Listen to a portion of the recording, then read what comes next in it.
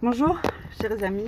Je voudrais, suite à certains commentaires de rageux, euh, répondre.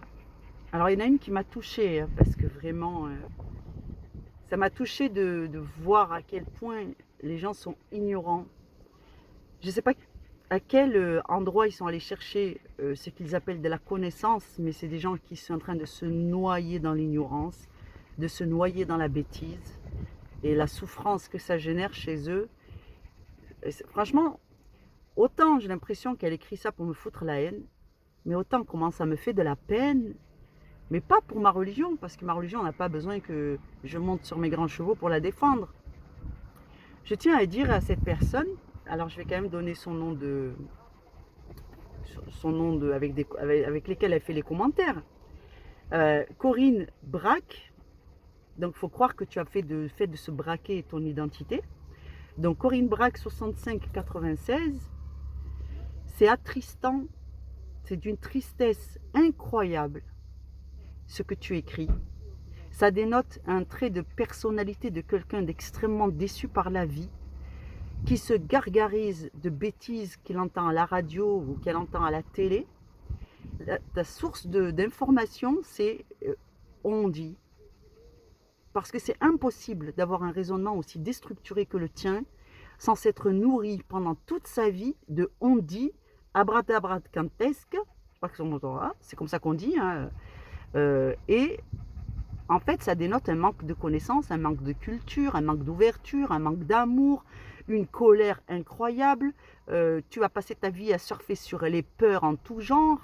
Je suis vraiment désolée je suis vraiment désolée de ce qui t'arrive. Franchement, je compatis sincèrement.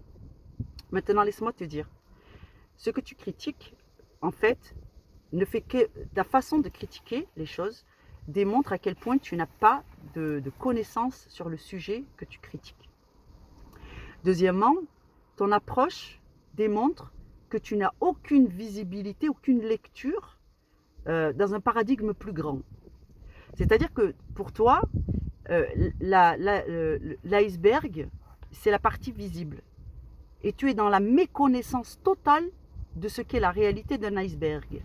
Donc tu ne sais pas de quoi il est composé, tu ne sais pas pourquoi il flotte, tu ne connais pas sa vraie densité, tu ne connais pas sa vraie taille, et tu rentres dans le mur.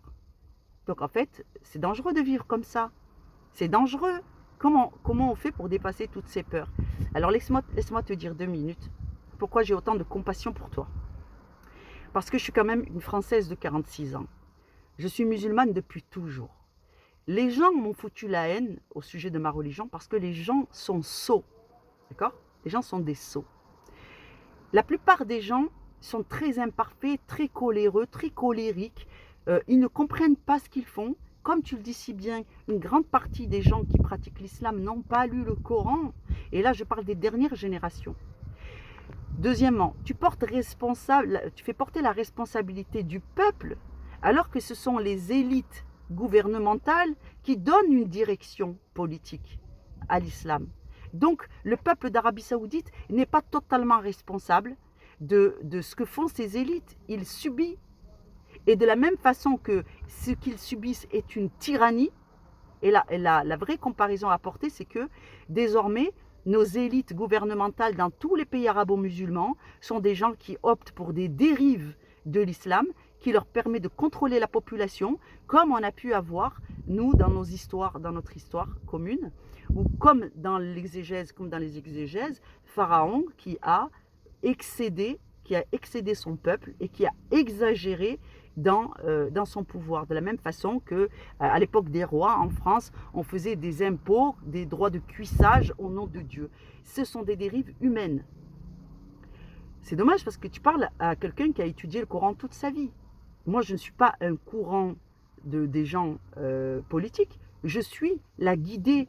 Je suis du verbe suivre. Comme vous lisez, je suis le chemin que Jésus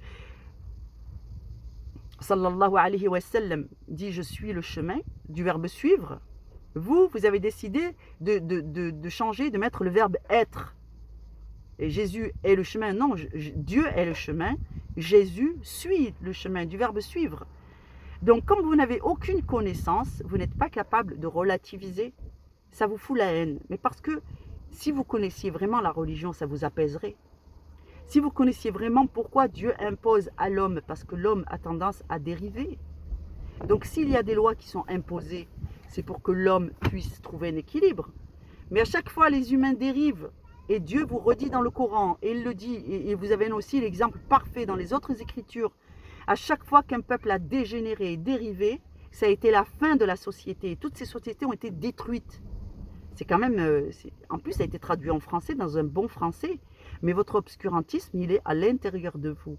C'est-à-dire que chacun d'entre vous porte de la haine contre ce qu'il ne connaît pas. Et en plus, il va s'instruire auprès de gens qui ne comprennent rien. Votre sens de l'observation, il est bien réel, il existe, mais votre lecture des faits qui vous entourent est complètement biaisée. C'est celle d'un ignorant. Donc moi, en tant que spécialiste dans mon domaine, parce que je n'ai pas la connaissance de tous les domaines, parce que c'est très vaste et très varié, les lois.